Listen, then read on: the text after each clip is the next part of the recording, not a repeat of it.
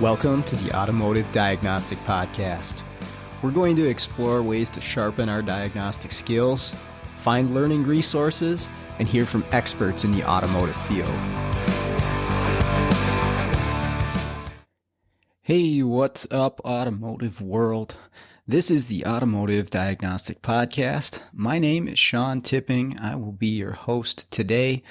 Today on the show, I have a guest joining me. This should be a familiar voice if you've been listening to the show.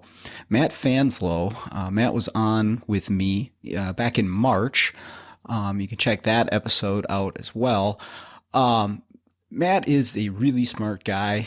He's always thinking, and he reached out to me. We were talking about a subject that he wanted to have a discussion about. Matt he looks at things from different perspectives that not everybody else does, or maybe in some cases is not, we're not willing to. And it really gets you thinking about what we're doing as technicians or, just even people when we're going about our day-to-day lives in this field. And what he wanted to talk with me about today is the question of accuracy versus applicability. And what I mean by that, or what Matt means by that, is when we go into, a diagnostic, when we're preparing, to work on a vehicle or to understand a system, we have to do just that. We have to understand how something works in order to fix it, in order to diagnose it, I guess I should say. Obviously, most people can bolt on parts without knowing exactly how something works. But to really diagnose a system or a component or whatever it might be, we do need to understand what's happening to a certain level. And even if it's a basic level, we should know what is the goal of this system? How is it supposed to function so we can test it properly? And then that kind of goes without saying. But as diagnosticians, as people that are supposed to be able to figure these problems out, we might go a little too far into how something works. We might go a little too deep, like we get into the science of things. We get down to physics and atoms and quantum things that sometimes one could argue that there's not much of a point to go that far. Especially as a technician, our job's to fix the car. We're just trying to make money. So when is that too far, and why do we tend to go that far? What is the reasoning behind that?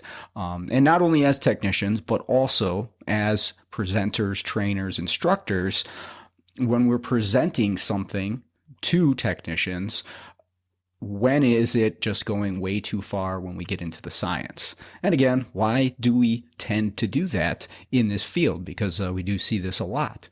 So that's what we're going to talk about today. We'll do our best to answer the question. But this was a great conversation, so I'm excited to get into the interview. Let's jump in. Hey, what's going on, Matt? Not a whole lot. How about yourself? I'm doing very well. How's your summer? I spent most of it locked down in a cave, but like most of us, right? no. I would say fine. Considering everything going on, I would say very good. That's good. Staying busy. Shop's been very busy. That's good to hear. We use more techs, but they're very hard to come by. Yeah, you're not alone there. It might be a whole separate episode. Right. I had a shop this summer that I was going to. They wanted to hire me because I went in to do the programming and diagnostics and stuff, but they wanted to hire me to come fix stuff for them too. They're like, come put in this transmission for us. We'll pay you cash for it. I'm like, that's not really what I'm doing here. That's how desperate a lot of shops are. It's out of control. Yeah, and I think with some of the COVID stuff, with people losing some of their jobs, the talent pool probably got larger. But I think you're finding out now that a lot of people working these different jobs were doing pretty well for themselves, and now to get access to them, we have to step up our games. And that's not even talking about if they're on unemployment with some of the spiffs along with that some of them are doing pretty darn good on unemployment. And that's not even a political statement. That's just the way it is.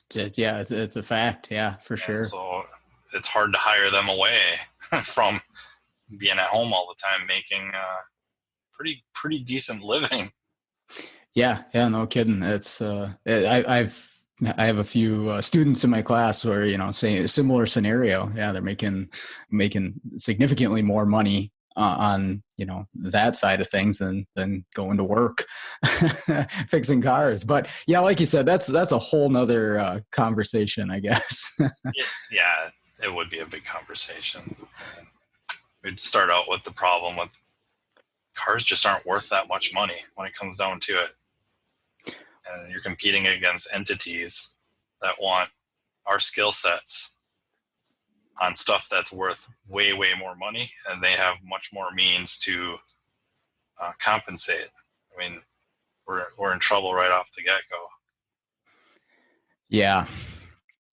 Well, you wanted to come on the show today. You had a thought on a discussion topic, yeah. And I'm definitely interested to talk this out with you. Why don't you give the listeners just the gist of what you're thinking about, and then we can kind of roll with it.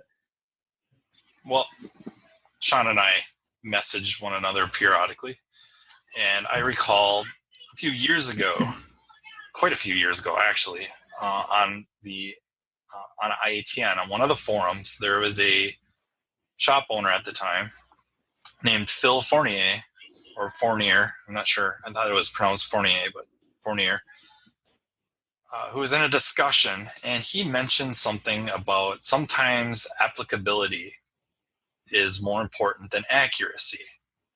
And that lit quite the debate, fairly one-sided.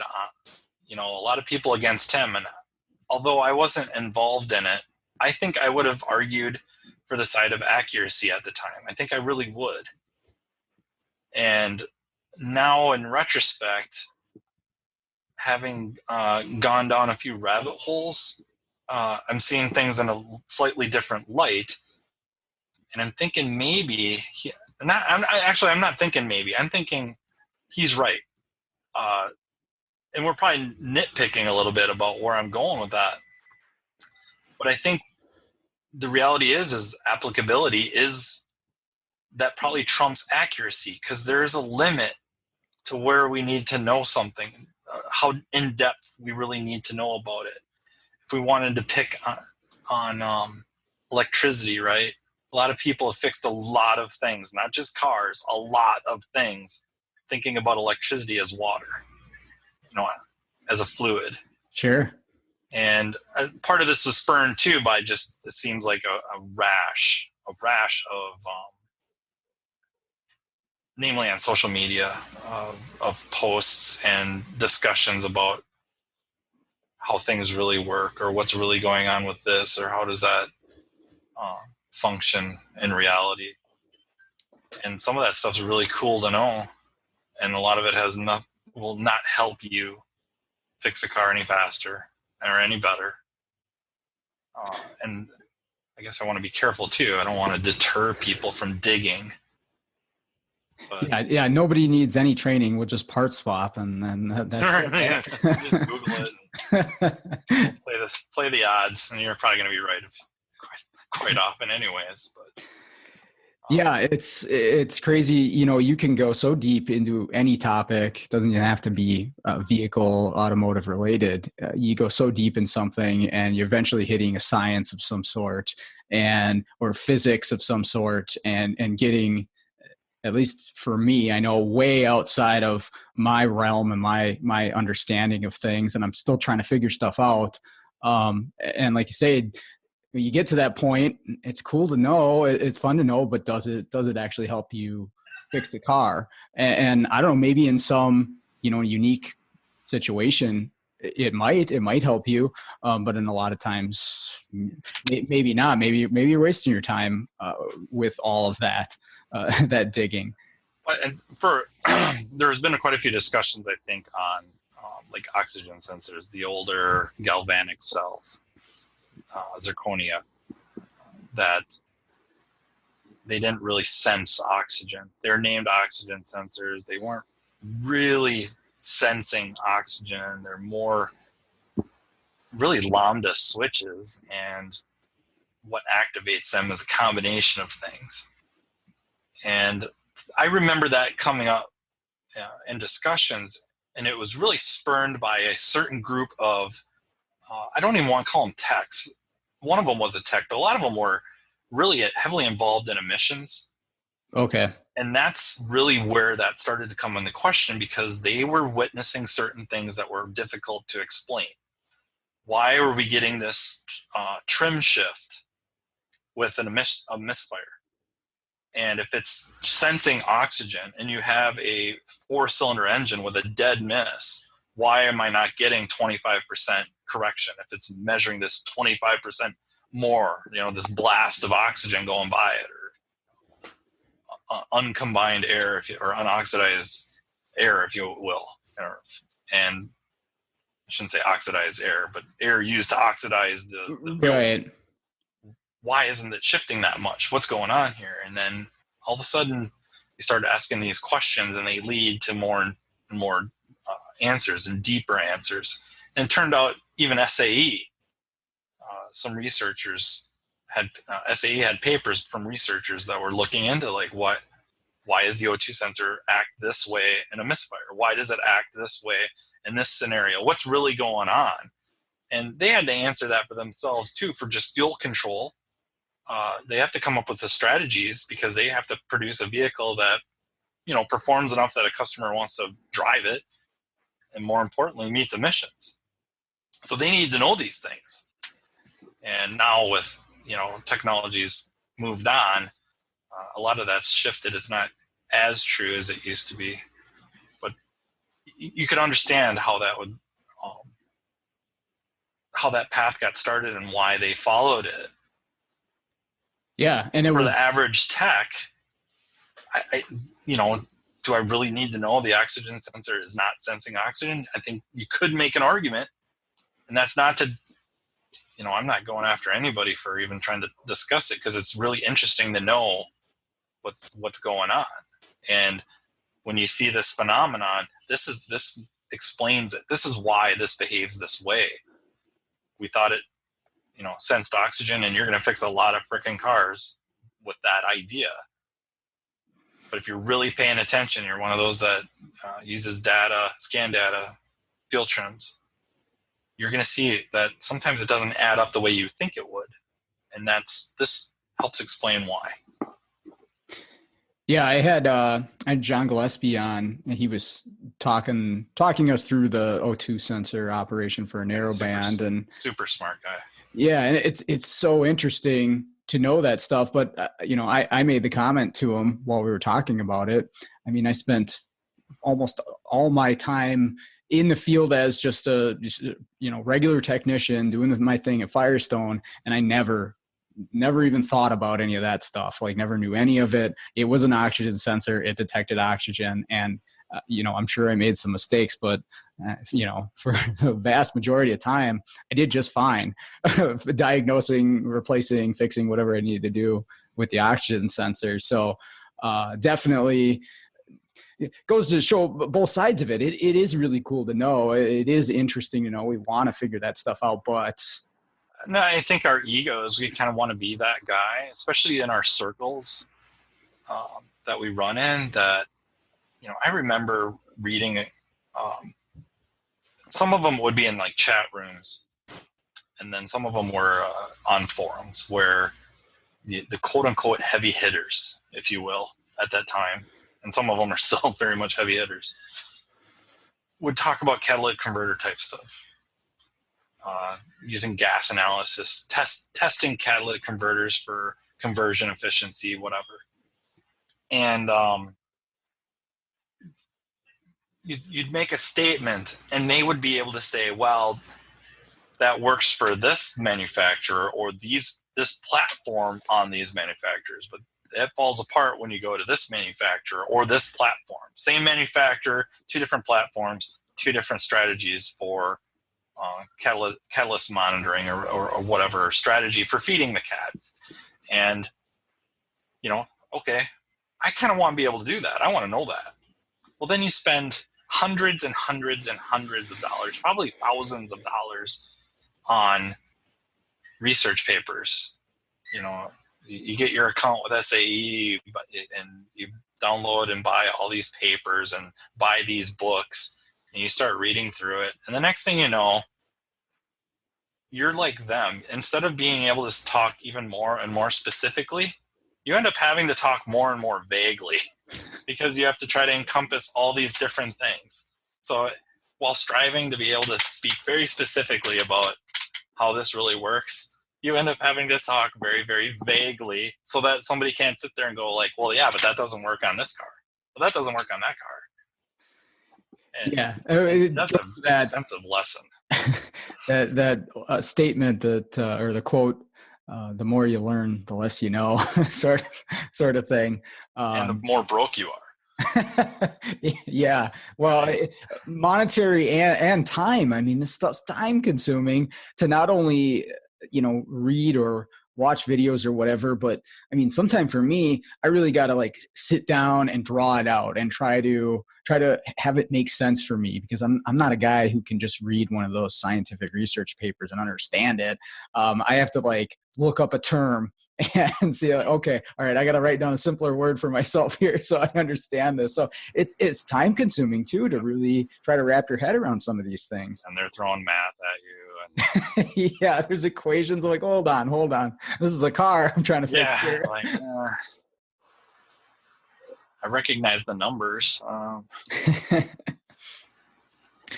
But yeah, it's very strange how, as like you said, a lot of people in our industry doing what we do, especially on the diagnostic side of thing, we do crave to know that stuff. And like you said, it might be ego for some people, or maybe everybody is to a certain point, but it's also curiosity.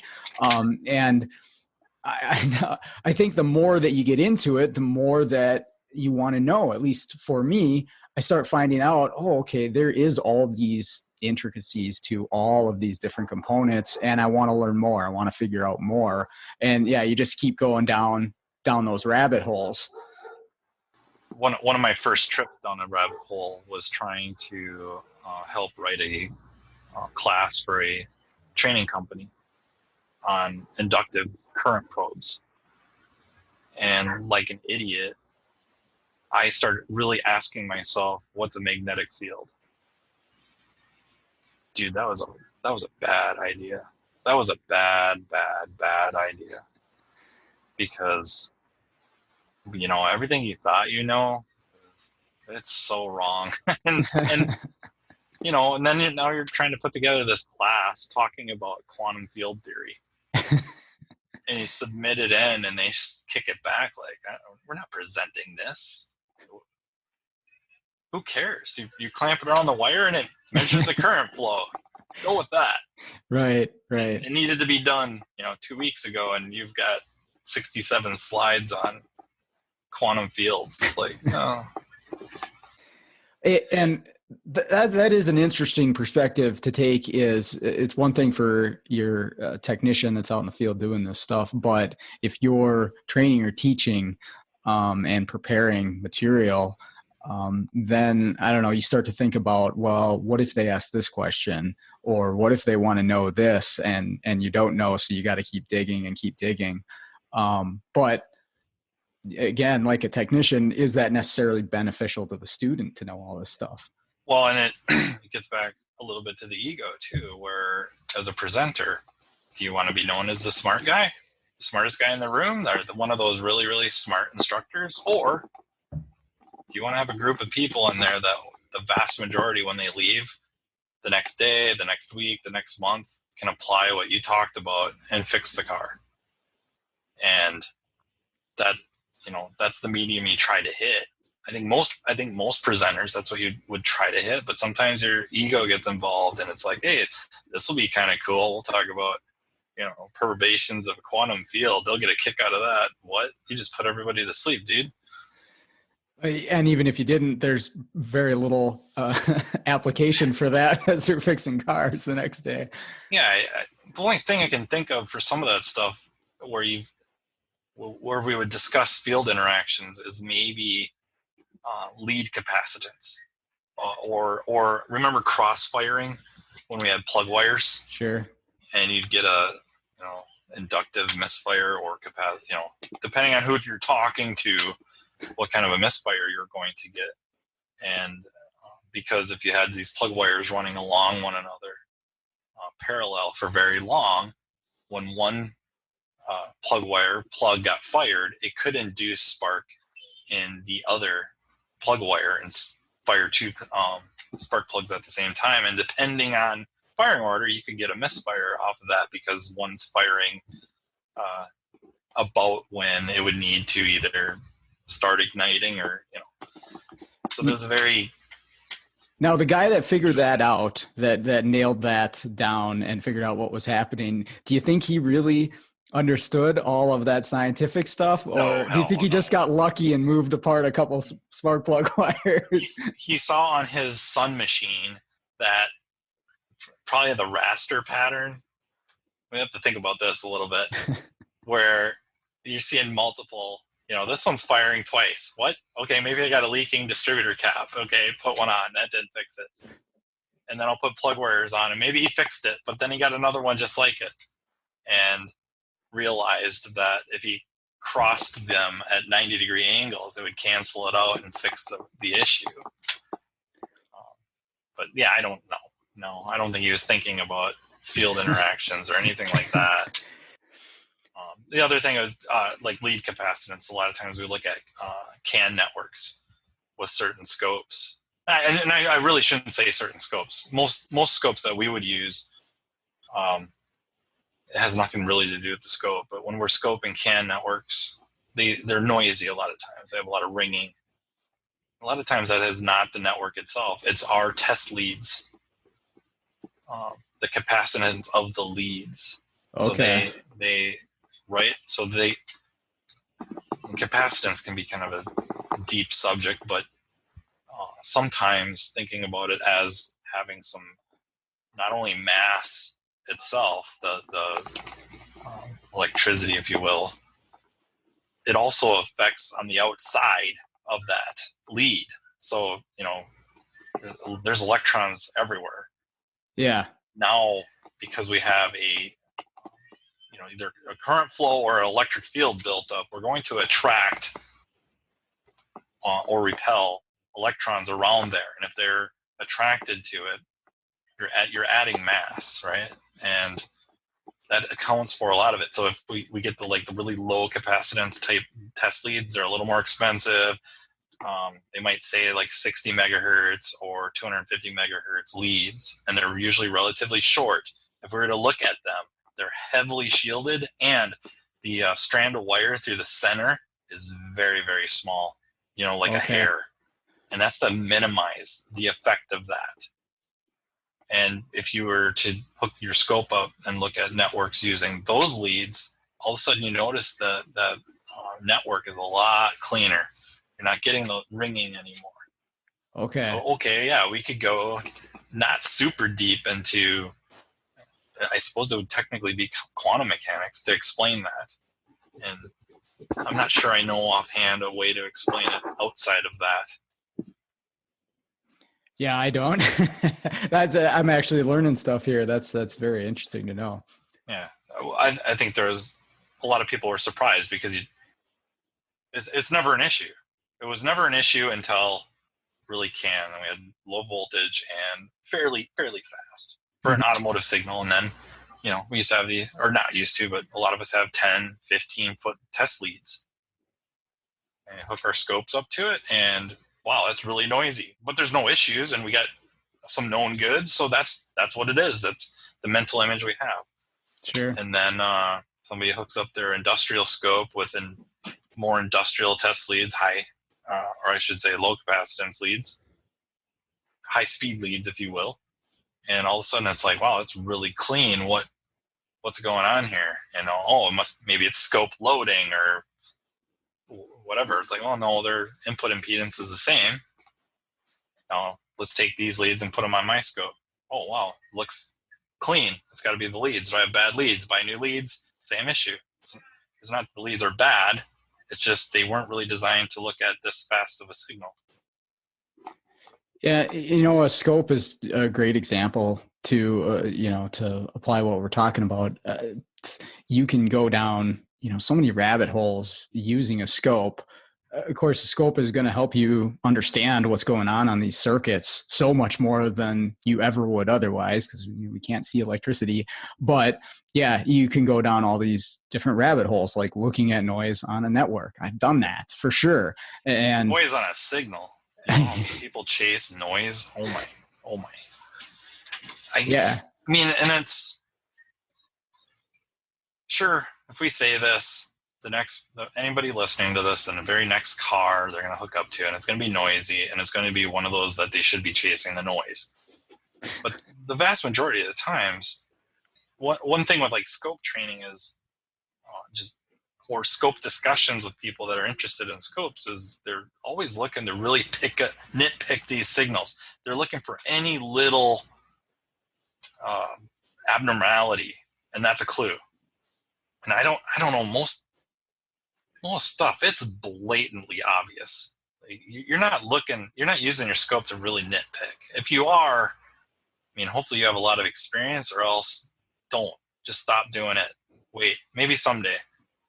But I would say I don't really nitpick.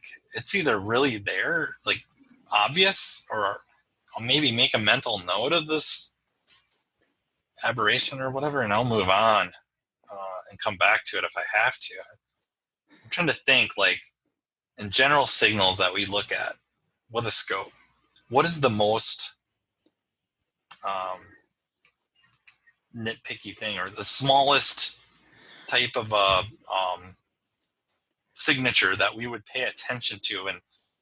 And just off the cuff, I'm thinking pintle bumps. Yeah, I was thinking pintle bump, or if you're looking at like a secondary, or a current waveform for a coil, you can see some oscillations. Turn on oscillations, maybe. Yeah, that's pretty easy to miss, maybe. There's some little stuff, but yeah, I know what you're saying is, yeah, most of the time when something's broke, you can see it pretty easy. But it's so easy to chase those little tiny things that you think, oh, that's it, that little glitch, that's my problem. I have to chase that. I've been there so many times. It happens a lot. And then some people have a scope day where they get a bunch of buddies together, or maybe a group of instructors, a group of techs, a group of whoever. They're going to sit around, they're going to start scoping stuff and building up PowerPoints and trying to figure stuff out. And wow, the theories. Oh man.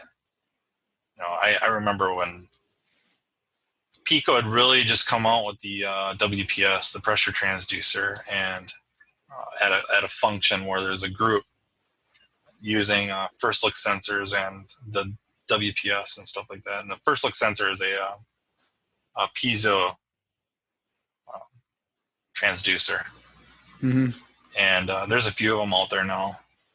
But at the time, First Look was kind of the only one in the game that I know of. And wow, the theories. Just, this little notch here, well, that's got to be the exhaust valve opening. Like, where would you come up with that? How do you come up with that? And the car runs good, so why do we even care? Wow. And then you see a car that runs bad. It's not a little notch here or there. It's like something, this is not right. This area of the waveform is much, much different than this over here. And if I sync it, now I have this span of, 2 crankshaft revolutions. And this area specifically is way different than the rest. I could see chasing that.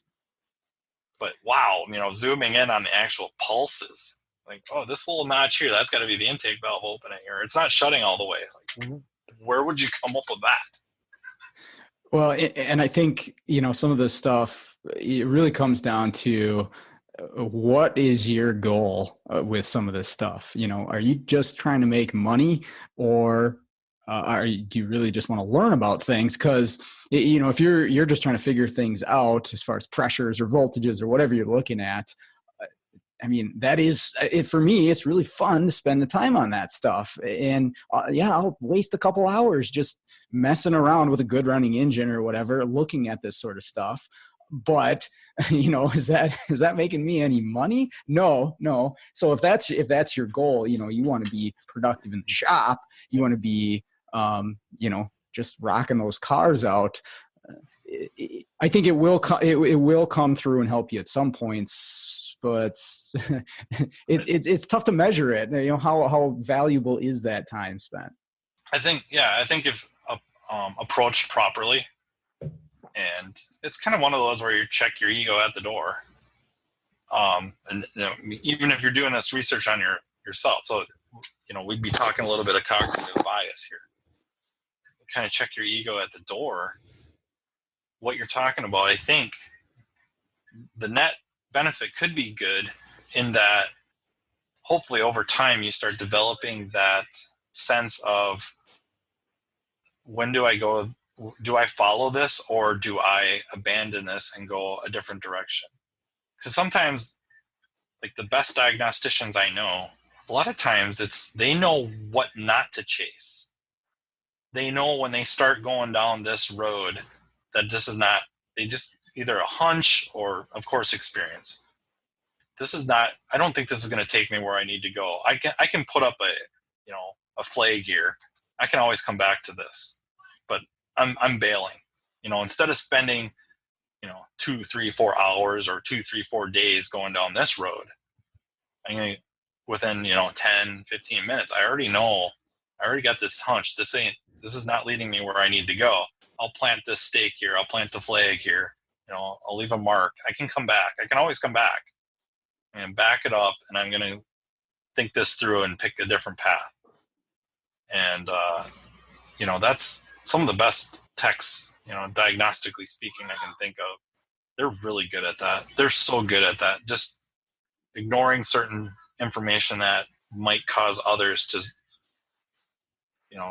almost like fishing, right? They get hooked on it, and they're starting to get reeled in on this, and they're really good at spitting the hook out, or just not going for that one. Not going for this bait. I'm going for this bait. You can tell we're a couple Minnesotans, right? We're late in diagnostics, freaking fishing. Right? Yeah, that's right. Yeah, it's all about that experience. Yeah, okay, I can put that aside. I can ignore that, or that means this. It's not the actual problem, but yeah, it's usually, at least for me, because I went down that rabbit hole at some point or another. Or maybe I was lucky and I went to training and they told me that about the system or about this. But a lot of times it's because I followed that at some point and I realized it was a dead end or it was misleading for some reason. As an instructor, how do you guys approach, or maybe you specifically, maybe not even your group, but you specifically, how do you approach presenting some of these things? Like, we can pick on electricity pretty easy because I think that's, it's a phenomenon that nothing we interact with on a daily basis behaves like electricity. And although pretty much everything we use has electricity, and use, whether it's our cell phones or our daily lives, but also now automobiles, and you have presumably young people sitting in your room that I don't know if they even have intro classes to electricity in school anymore. I don't know. Yeah, I don't know if they have anything like that in the high schools. Yeah, so I don't actually teach the basic electrical course that we have there. We got a guy there that does an awesome job on setting them up with the fundamentals. But for me personally, any of my courses. See, when I started, I was more I was so nervous about getting up there and not having the answer to a question. I think a lot of people feel that way when they go to teach or train, is they want to be able to give an answer to any question and not seem less than or stupid or anything like that. And I was very much like that. I was just, studying all of the time, trying to take in all of the information and going as deep as possible. I would ask myself a question. Okay, I'd have all this presentation. Well, what if they ask this? I gotta look up this, and then that would go into my presentation, of course. And again, going too deep into stuff. And I found out really quick that that wasn't the answer. I could go through 15 minutes of all this in-depth stuff on whatever topic it might be, an ignition coil. And yeah, I'm going into magnetic fields. I'm going into all this crazy stuff. And they're staring at me with, glazed over eyes because I lost them a couple sentences in. And I've definitely tried to make the shift towards, obviously making it simpler. They need to understand how this stuff works, but trying to make it applicable to the car that we're working on. Okay. So, we're going to go out to the vehicle and maybe we'll do test A, B, and C.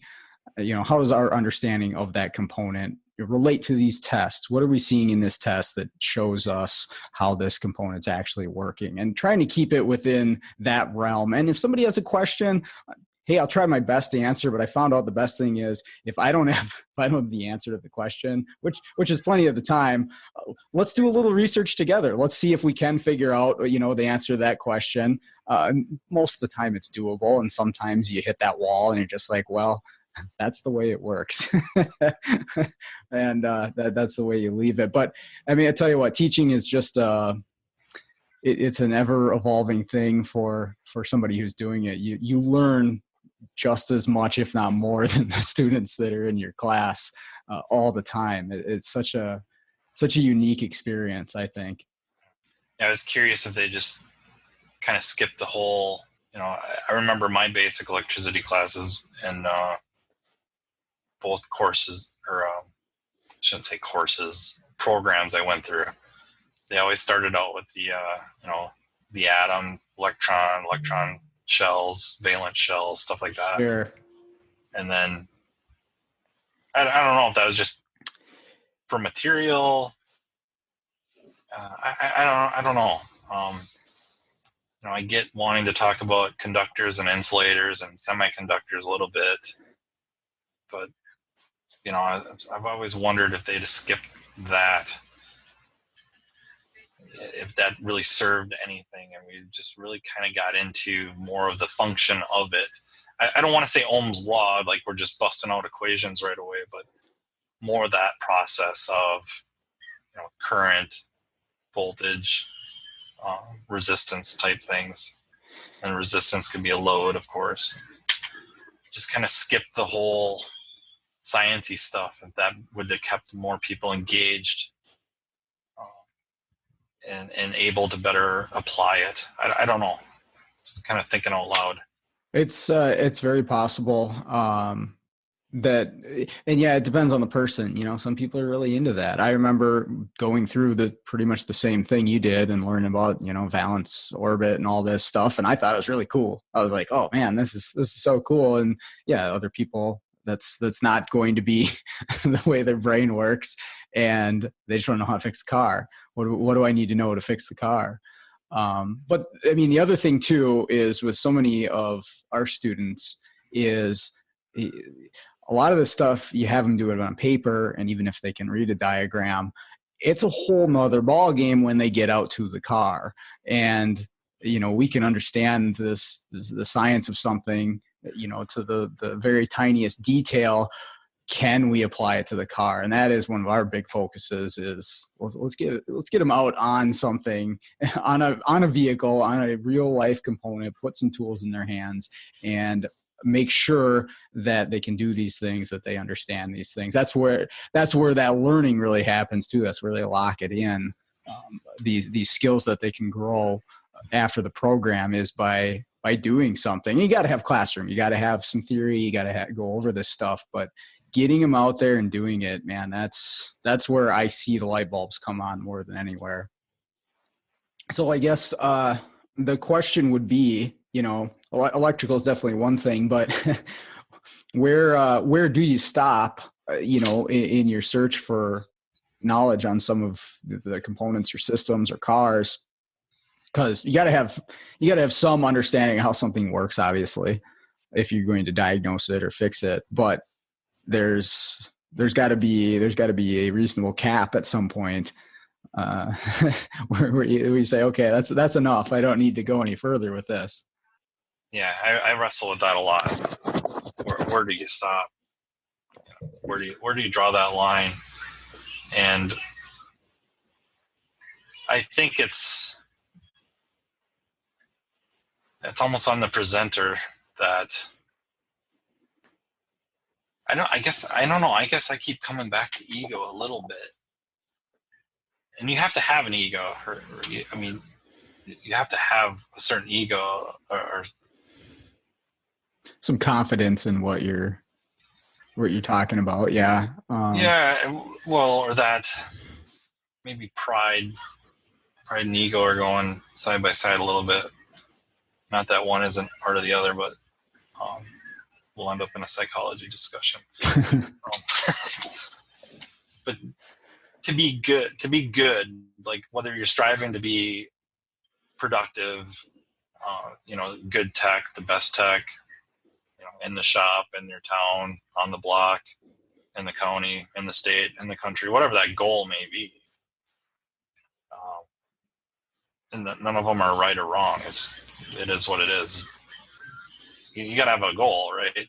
Yep. Whether you probably should have a goal. If you're the tire tech at a shop, you should be the best you should want to be the best tire tech that shop's ever had. And then hopefully they don't keep you there. And then when they move you up to, whatever undercar, then you're going to be the best undercar guy they've ever had. And person, I shouldn't say guy, but undercar tech they've ever had. And then whatever the pathing is, striving, and then that would be taking in more and more information. But as a presenter, I have a rough time. Where's that line go? A lot of times talking about electricity, I try to avoid all the physics of it, because it goes sideways so fast. We'll talk. I'd rather just talk more about the relationship between voltage, current, and resistance, and not. I'm going to avoid all this other theory, because now what do you want me to say? If we think about this, the way I think is at least currently the accepted theory of what's going on with electricity. And now, how do I explain that in 15 minutes or 10 minutes or 5 minutes to answer this quick question that it's not going to help anybody? Right.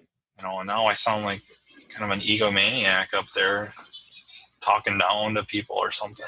That I don't want that either. And I don't want people leaving a classroom going like, wow, that was mind-blowing. He's so smart. Most of what he said went over my head. Then I failed. I failed epically.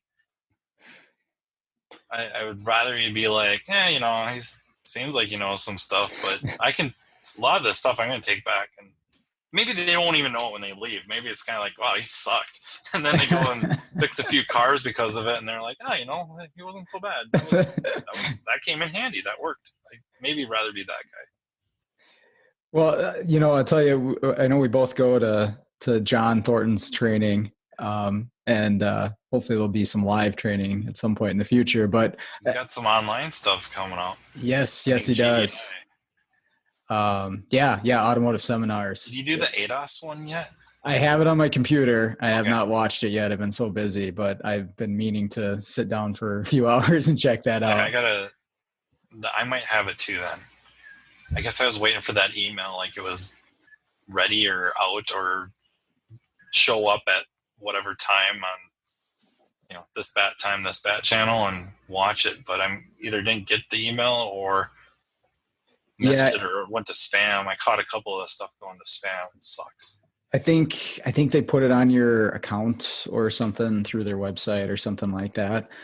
But I tell you, John has a good balance of what you're talking about, where he will kind of blow your mind on some stuff, but he also really gives you a lot of good information that you can go use on a vehicle tomorrow. It's pretty good about being able to walk it back. Yeah. Like here's the science, if you will. I don't think he's ever actually said that, but here's the SAE document. Here's the number. You can buy it. This is kind of what it says. And now I will interpret it, and then you'll have maybe something drawn in paint or something like that that just walks it back a little bit. Much easier to digest. And yeah, he's probably, it's hard to compare him to anybody else, right? Right. Kind of like there's John and then the rest, everybody else. Yeah. Yeah, he knows what he's doing, that's for sure. Works really hard at it. You know what? I don't know if he gets enough credit for how hard he works at that. That might be the biggest thing, is the amount of time and effort and care he puts into developing this stuff. That I don't know. I've never seen anything like it. I don't know anybody like that. They're very structured in how they approach things, both from I got to fix the car standpoint to now I have to gather this material, sort through it, aggregate it or whatever, put it together and put it into a presentation. And then, he's probably presented a class. I don't know if I don't know if I would even want to put a number on it before he ever teaches it in front of a group. He's presented it many, many times. And I don't know anybody like that. Yeah, it's an extreme dedication for sure. Well, any other thoughts on this? Not that I can think of. It was really just kind of hey, Sean, what do you think of this idea? And whether it was worthy of an episode or not, I don't know. But I definitely think so. Interesting to talk about and think about it. Yeah. Well, and the two different perspectives, sure, from being just a technician or diagnostician, and then being an instructor, trainer, something like that. It's a whole nother thought process, going into some of this stuff. Yeah, the theory stuff's fun. It's fun to talk about. And it's fun to, car's got a misfire. It's P0303. Man, do I bust out the scope, or it's a 4-cylinder and the coils are on top? And I popped this cover off and I got my, electric ratchet or impact with a 10 millimeter and zip. Yep. Flip. Oh, no, it's a P0302. Okay, the cool factor of the scope's not there, but you did the same thing, right? Like, yep. Show all your buddies, like, oh, look at this waveform, man. Did that, and I could tell it was bad. Yeah, well, depending on your situation, you might add more time going to get the scope, finding the test leads, especially if it's a shop scope and everybody uses it. And then, where's the current probe? Who had that last? Oh, the battery's dead. I'm going to put a battery in it. You got your waveform, but the guy with the electric ratchet already had the coil ordered up and fixed. Yep. But yeah, just to go back to what you're saying, I lived in that flat rate world at Firestone, and I know exactly what you're talking about. It doesn't pay anybody to confirm everything with waveforms all the time. Sometimes that's the only way. But the fastest way to the solution, that's what made you your paycheck. That's what got you on the turn-in and burn-in list at the end of the week. And if you're living that, hey, that's what you got to do for sure. And it's a catch-22 because you want to keep the skills, maybe not always at the elite level, but you want to keep your skills with the scope.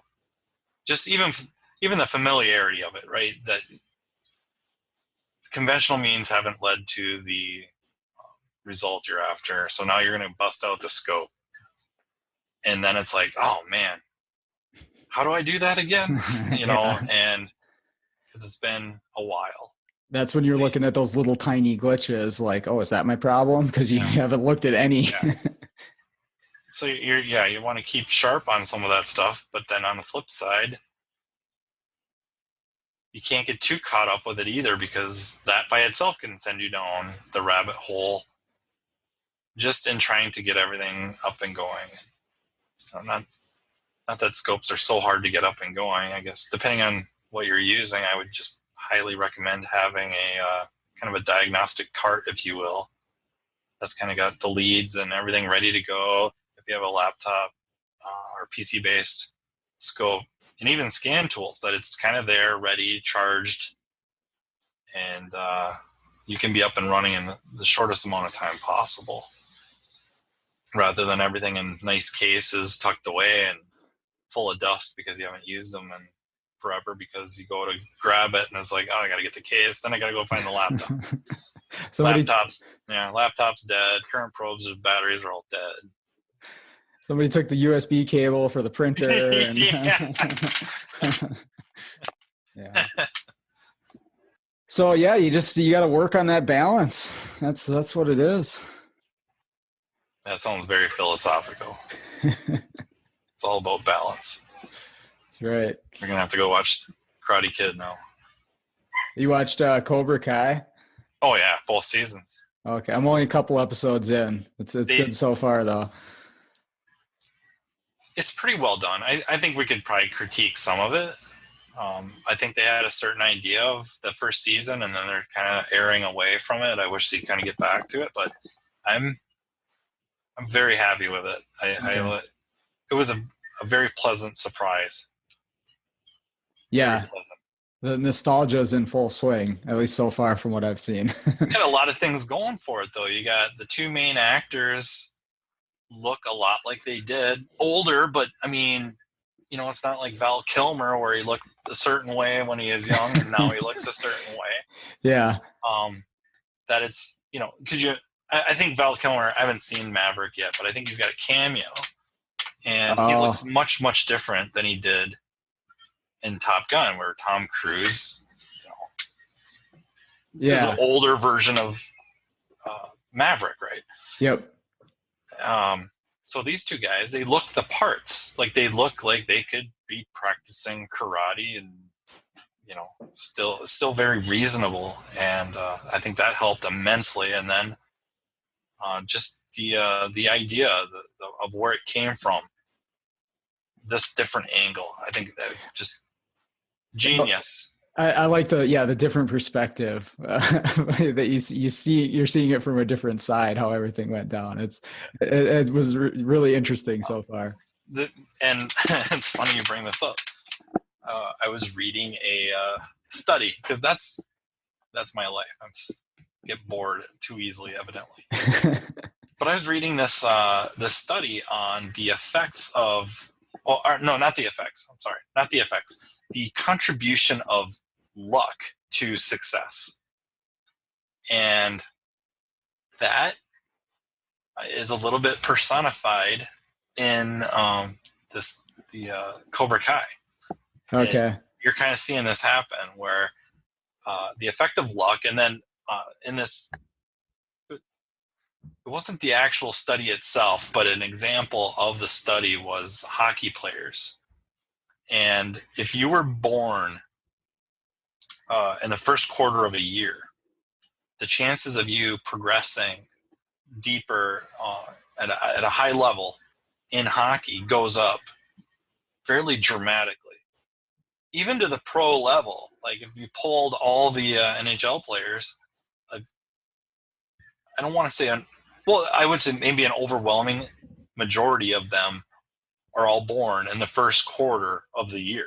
Weird. Like, okay, so it's pretty interesting.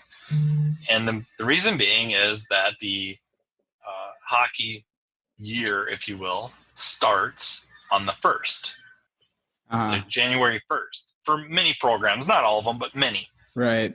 So if you were born after that, but in that first quarter, when you come back around and you join up, you are months older than the other kids, thus usually more physically developed, more mentally developed. So you get more playing time. Okay. And most people would say as you get older, that balances out and it will work itself out. But it turns out it's difficult to make that back. And I mean, I don't want to give anything away on Cobra Kai, but in a way, you're seeing that manifest itself with one of the characters, or really two of the characters. It's just opposite. Yeah. And I find that very interesting. There's, I think, another movie with, well, I not think there's another movie. I know there's another movie with Jim Belushi. Okay. It's called Mr. Destiny. And okay. Something similar with him in a baseball game. And he wanted to go in like a peewee league and wanted to go up and needed to hit a home run or hit the ball, and he fails. And like his whole life suffered from that. Just changes the trajectory of everything. And of course, in this movie, he gets the ability to go back and have that change to where he does hit it. Hits a home run, and how his life changes. Some would argue for the better, some for the worse, but it changed. And it's another illustration of some of this luck that, you know, right place, right time, knowing the right people, how positively that can affect you versus somebody that doesn't quite get some of those breaks. And you ask really successful people, like, why do you think you're so successful? Not to even be a jerk, just, you know, what would you attribute your success? And it's always hard work, maybe some genetics, depending on what we're talking about, you know, teachers, blah, blah, blah. And not saying that isn't important, but rarely does anybody say, like, yeah, I got lucky. Like I had a couple good breaks went my way. It's really rare to hear that. And the thing is they were really honest, even with themselves. Just go home and sit and think about it. There's a lot of luck involved. Like you're just in the right place at the right time. You knew the right people. Got the right balance. Yeah. You networked the right way. This went this way rather than that way. It's just. Well, you know, I was born in August, so that totally explains why I didn't make the NHL pros. I didn't know that till now, but now I can go with that. There you go. Okay, another big thank you to Matt for joining me on the show today. I enjoyed that conversation quite a bit. I kind of wanted to wrap this up with a few key takeaways, some key points that we covered during this conversation, because that's really what it was. We're just sort of talking this out. Not that we necessarily, you know, have the definitive answer, but it's a really good thing just to get you or me or anybody else just thinking about this as we're going through our day-to-day technician lives. But some of the key points I wanted to cover, number one, you know, Matt said it best, is to kind of check your ego at the door. You know, how much of this, when we're displaying, presenting, sharing something, are we just doing this for our own benefit to seem or to feel like, you know, we're the smartest person in the room? You know, that's one side of it is, hey, I want to be the best. I want to be the smartest. Also, on the other side of it is, I don't want to look stupid. I, you know, should have the answers for these things. I should know everything in depth. I don't want to appear less than anybody else. Is that the driving factor for why, you know, we are presenting things, you know, so in depth? Is that to show our knowledge to other people, both in the technician world and I think especially in the training world as well? If you're presenting or teaching at all, is it just to show everybody in the class how smart you are? And it was another great point that he made. As a trainer and instructor, his goal is to make sure that whatever he presents is something that the people in that class can take and use. Is it applicable? Is it going to be useful in fixing cars, in just everybody's day-to-day life? Or is it just, wow, that guy was really smart, he blew my mind, I didn't understand most of it? Is that class really valuable? And to add on to that too, he mentioned when we were talking about electrical training and explaining how electrical systems work and electricity, that the focus seems to be better spent when we really look at the relationship on how these things are interacting with each other, voltage, amperage, and resistance, rather than the science and the atoms and the electrons. Does that actually help you fix the car, or is understanding the relationship of the components in real life going to be more beneficial to you? So, if we are going to deep dive into certain things, which I think there is a time and place for it, if we are going to dive into these subjects very deeply and spend some time researching and reading and learning, which I love to do, you should have a goal in mind that I want to understand this in a way that is going to be applicable in real life. What is the relationship between components, systems, voltages, whatever it is, that I can see in real life? That's where our studying, our time should really be focused. And of course, it's not always the easiest thing to do. It takes time, takes practice, but I think it's definitely a perspective that I'm going to take in the future. And I think the last thing that I wanted to point out about what we talked about is, you do have to ask yourself, what is your end goal? When we're getting into this stuff, is your goal really to be the best at what you're doing? And it might be. And maybe you do need to really deep dive into some stuff? Or is your goal just to fix the car and make some money? Because heck, there's nothing wrong with that. I think all of us have been in that position and still are in that position. A lot of the time, we're going to do what it takes. Whatever needs to happen, whether it's flashy or not, swapping those coils, hey, there is nothing wrong with that. So, again, as you're deep diving into a subject, maybe just check with yourself and say, what is my ultimate goal here? Why am I diving so deep into this? Why am I spending so much time on this?